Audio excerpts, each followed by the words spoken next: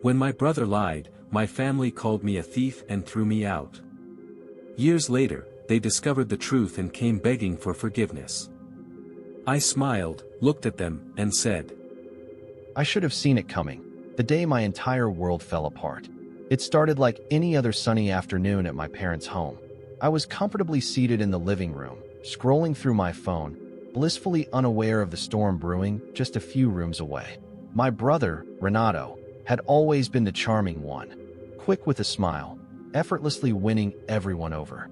I, on the other hand, had built my life quietly, diligently working behind the scenes, believing naively that hard work and honesty would always prevail.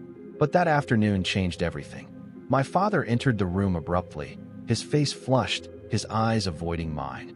Behind him stood my mother, pale and trembling, clutching a crumpled paper in her hands. What is this? My father barked, throwing a bank statement onto the coffee table in front of me. Confused, I picked it up, feeling my heart sink. I scanned the figures, transactions I couldn't recognize glaring back at me. Huge withdrawals made under my name. Thousands missing, money I'd supposedly moved without permission. I have no idea what this is, I said calmly, trying to hide the anxiety tightening in my chest. There's got to be some mistake. No, my mother whispered, her voice trembling. Renato saw you doing it. He has proof. My head snapped up to see Renato leaning against the doorframe, his expression oddly blank. His usual easygoing smile was replaced with a cold smirk I'd never seen before. Proof? What proof? I didn't do anything, I demanded, frustration and panic beginning to overwhelm me. Renato sighed dramatically, stepping forward. He took out his phone, playing an audio recording. The distorted voices spoke clearly enough, someone imitating my voice, confessing the theft to an unknown accomplice. I stared in disbelief. That's not me. You know it's not. My father shook his head bitterly. Enough lies. We've heard everything we needed. Renato showed us emails, text messages. How could you betray us? Your own family. That's impossible, I shouted, desperation mounting as Renato continued to watch, silent and amused. Check again. Investigate properly. We've seen enough. My mother sobbed quietly, tears streaming down her face. We trusted you. You've broken that trust forever. My father pointed a shaking finger toward the door. Leave. You're no longer part of this family. Stunned and hurt beyond words, I looked around the room, searching for a hint of doubt, some hesitation, anything. But their faces remained stone cold, unmoved by my pleas. Feeling betrayed and utterly defeated, I stood up, grabbed my keys, and walked slowly towards the front door, my entire body numb with disbelief. As I passed Renato, he leaned close, whispering so only I could hear. Took you long enough to notice, brother. My blood ran cold at the calculated cruelty of his voice. I knew then, without a doubt, he had set this all up. Why? Jealousy? Hatred? It didn't matter. He had won, for now. Outside, I sat numbly in my car, staring at the house I'd grown up in. The house filled with memories, laughter, and now betrayal. My phone buzzed relentlessly, texts from cousins, friends, family members. Word traveled fast, each message more accusatory than the last. Renato had poisoned everyone against me with his lies. My entire world had collapsed around me in a matter of moments, leaving me with nothing but questions, pain, and the first few weeks after losing my family were the hardest I'd ever faced. My life, once stable and filled with clear goals, was now reduced to days spent aimlessly wandering, nights consumed by thoughts of what I'd lost. Every unanswered call, every cold rejection from old friends who believed Renato's lies, only sharpened the sting. But somewhere in that relentless loneliness, a fire ignited within me, quiet but fierce. I moved cities, leaving behind familiar streets and faces that now looked at me with suspicion. The fresh start felt terrifying yet liberating. My new apartment was modest, just a tiny studio above a noisy street. But it was mine, free from the shadows of my past. The nights were the hardest. I'd lie awake, haunted by questions without answers. Why had Renato turned against me so cruelly? How could our parents, who had always preached family unity, cast me aside so swiftly? Days turned into weeks, and I found work at a local coffee shop. It wasn't glamorous, but the steady routine provided a sense of normalcy. Early mornings brewing coffee, late afternoons wiping tables. Humble, hard work that kept my mind from wandering back to painful memories. Gradually, my anger transformed into determination. Each paycheck felt like a small victory, a tiny brick in the foundation of my new life. But life wasn't done testing me yet. 6 months after my move, I received an unexpected message on Facebook from a familiar name, Clara, a cousin I'd always been close to. She was cautious at first, hesitant to reach out after hearing Renato's lies. Yet her curiosity, perhaps mixed with doubt about Renato's story, had compelled her to contact me. Our conversation lasted hours. I shared everything: my innocence, Renato's betrayal, and my parents' unquestioning acceptance of his deceit. Clara listened quietly, expressing shock but also a lingering sadness. By the end, she whispered softly, "I believe you." Those simple words felt like oxygen to a suffocating man. For the first time in months, someone believed me. Clara agreed to quietly look into Renato's recent activities, sensing that something wasn't right. As weeks passed, she became my ally, piecing together the puzzle of Renato's twisted motives. Through mutual friends and careful conversations, Clara uncovered unsettling truths: Renato's financial struggles, hidden debts, secret resentments, and his desperate need for our parents' approval. It became clear he had framed me not merely out of jealousy, but from a dark desperation to be seen as the successful, reliable son. Meanwhile, my life was slowly rebuilding. Promotions at the coffee shop turned into management responsibilities. Encouraged by my employer, I enrolled in evening business classes. My ambition rekindled, growing stronger with every small victory. I made new friends who knew nothing of my past, who respected me for who I showed myself to be each day, not what gossip said I was.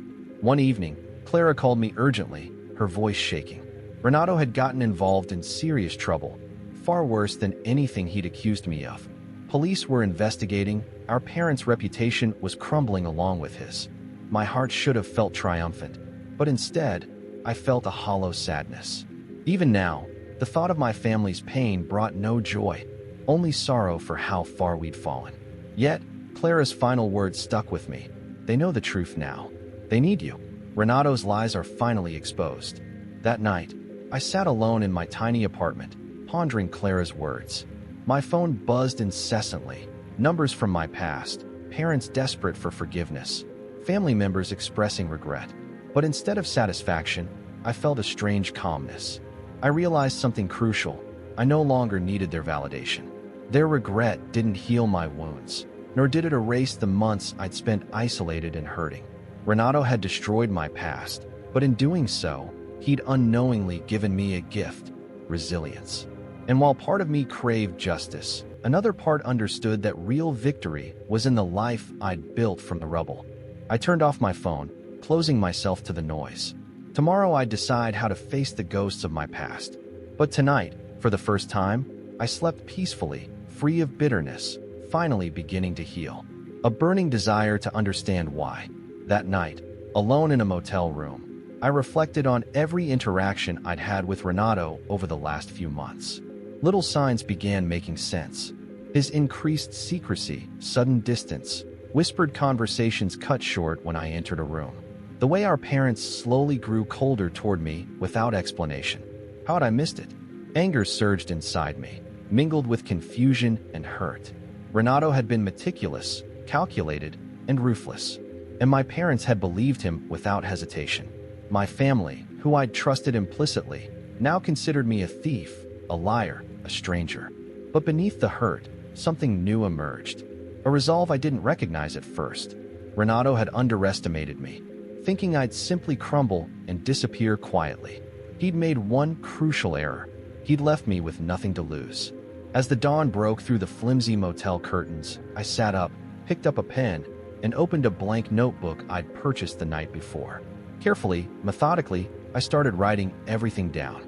Every detail, every suspicion, every strange moment I could remember. If Renato wanted to play dirty, I'd meet him head on. This was no longer just about proving my innocence. It was about justice, redemption, and showing everyone, especially Renato, exactly who I was capable of becoming. Days later, I finally faced the inevitable. I drove back to my hometown, a place I hadn't seen in years, feeling like a stranger as I navigated the streets I'd once known by heart.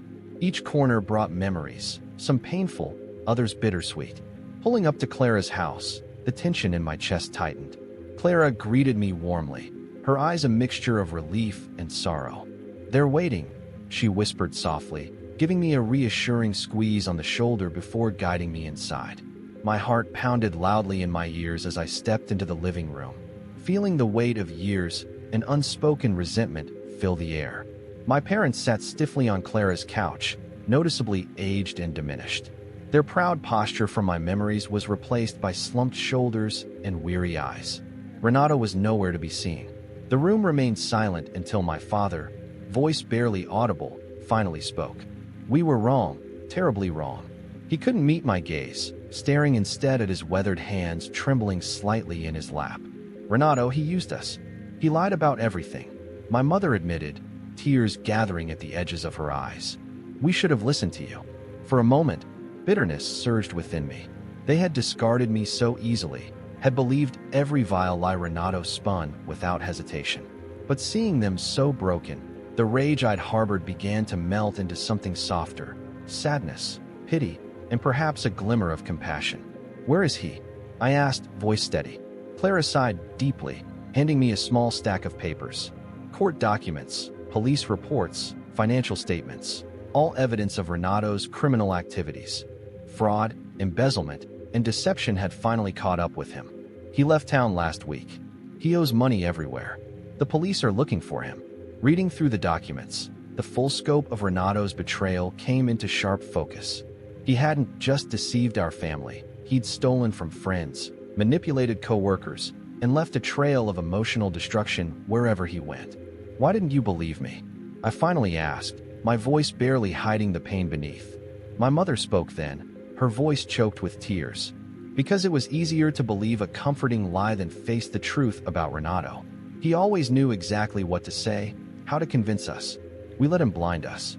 The honesty in her admission struck deep. My father nodded weakly. We failed you, son. Renato played on our fears, our hopes. It was easier to blame you than to accept we'd raised someone capable of such betrayal. The silence that followed was heavy, each of us absorbing the weight of lost years and broken bonds. What do you want now? My father asked softly, finally looking up at me, his eyes pleading for forgiveness. I took a deep breath. I don't know yet.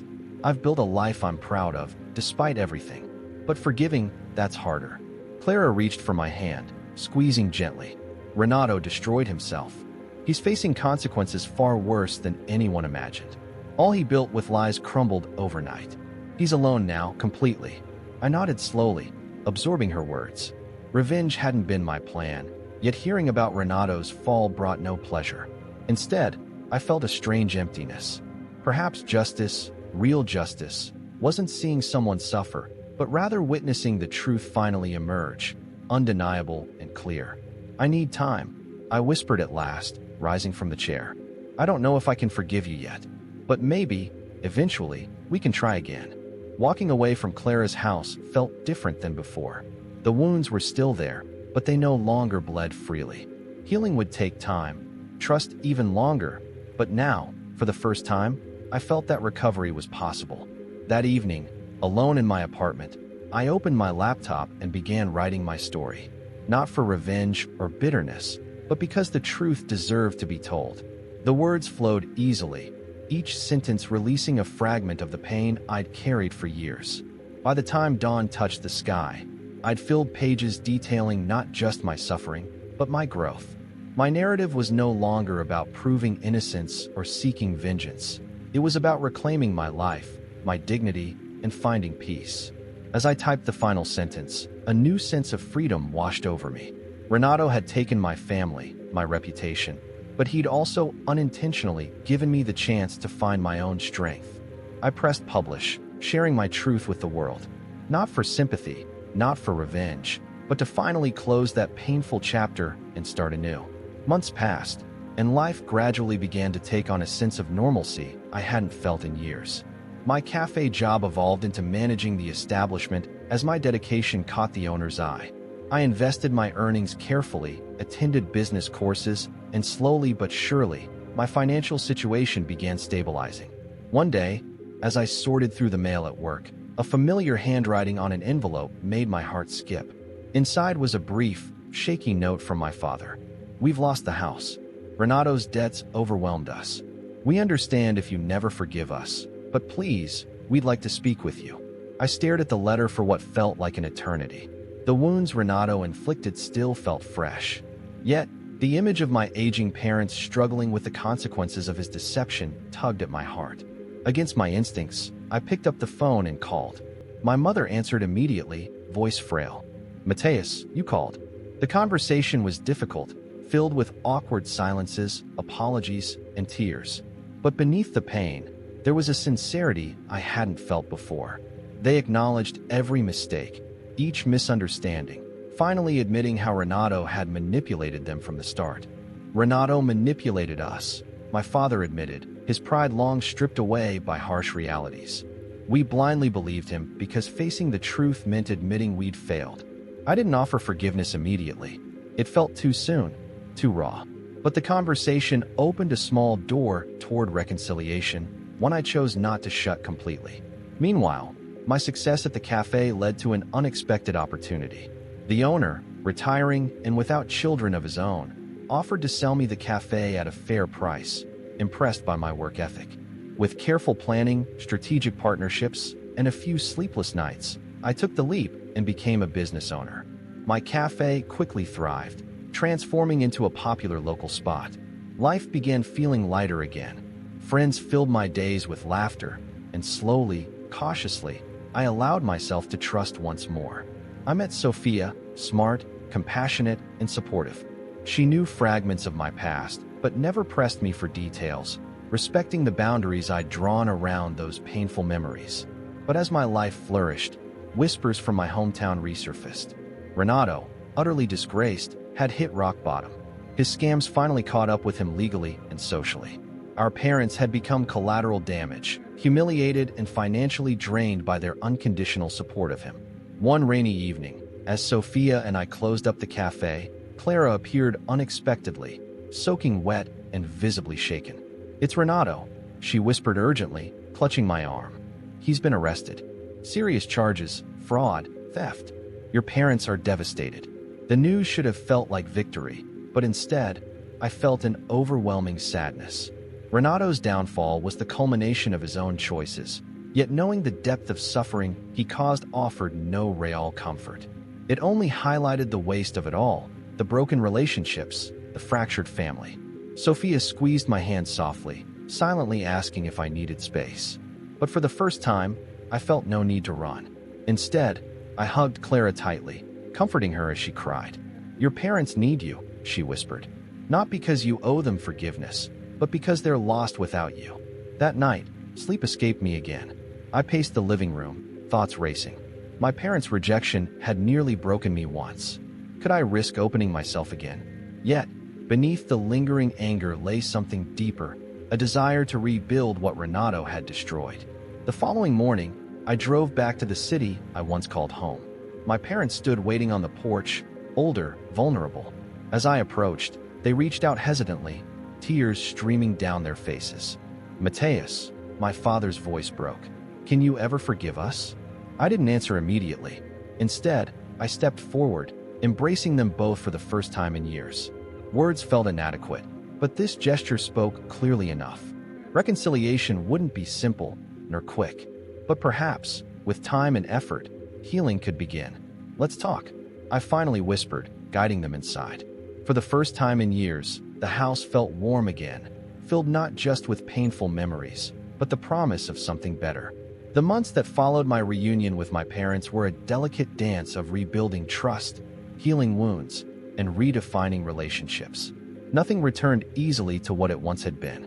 The betrayal had etched scars deep enough to leave lasting marks. Yet, day by day, small gestures of sincerity gradually bridged the gaps that had seemed impossible to overcome. My cafe was flourishing, and I started involving my parents cautiously, allowing them glimpses into the life I'd rebuilt independently. Sophia's presence softened the awkwardness during family dinners, her warmth effortlessly filling the spaces left by years of absence. During this period, updates about Renato filtered through occasional messages from Clara. His legal troubles were deepening, charges piling up as victims came forward with evidence of his deception. My heart felt heavy whenever I heard about his spiraling downfall. It wasn't pity or even bitterness, but rather a quiet acknowledgement of the sad irony. Renato had sought validation and power through deceit, only to lose everything he'd ever hoped to gain. One quiet afternoon at the cafe, while organizing paperwork, I found myself staring at an old family photograph tucked away inside a drawer. Renato and I, side by side, smiling as children, innocent, oblivious to what awaited us. My heart tightened with a blend of nostalgia and grief. What had transformed my brother into the man capable of such cruelty? Interrupting my thoughts, Sophia gently placed a hand on my shoulder.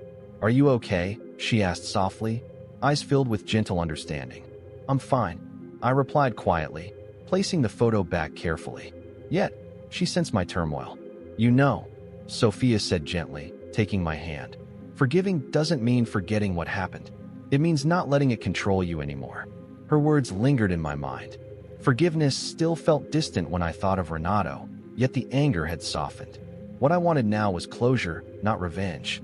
Weeks later, my resolve was tested when Clara called urgently late at night. "Renato is here," she whispered urgently. "He's begging to see you, says it's important." My heart raced.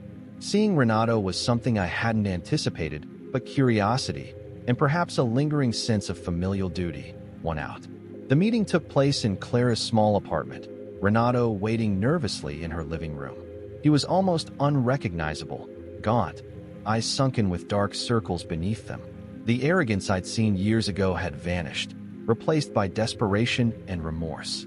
He barely looked up when I entered, shoulders hunched forward as though carrying immense weight. "Mateus," he began, voice trembling, eyes avoiding mine. I don't know how to apologize." I stayed silent, allowing him space to speak. Renato continued, words pouring out rapidly. "I envied you. Always did. You had everything. Respect, trust, love from everyone. I wanted to be you, or at least feel valued like you were." He paused, drawing a shaky breath. "I never meant for it to go this far." One lie spiraled into another, and suddenly, I couldn't control any of it.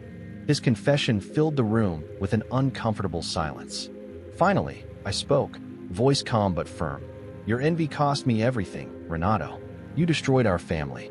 Why now? Why apologize after all this?" Renato finally met my gaze, eyes glossy with tears. "Because I've lost everything, Mateus. Friends, family, dignity. I realized the only thing left was honesty. You deserved better, and I can't carry this guilt anymore." The silence that followed felt heavy yet cathartic. Finally, looking at the broken figure before me, I felt a strange sense of clarity. Renato was no longer the monster from my memories, just a deeply flawed, broken man. "I can't erase what you've done," I said quietly.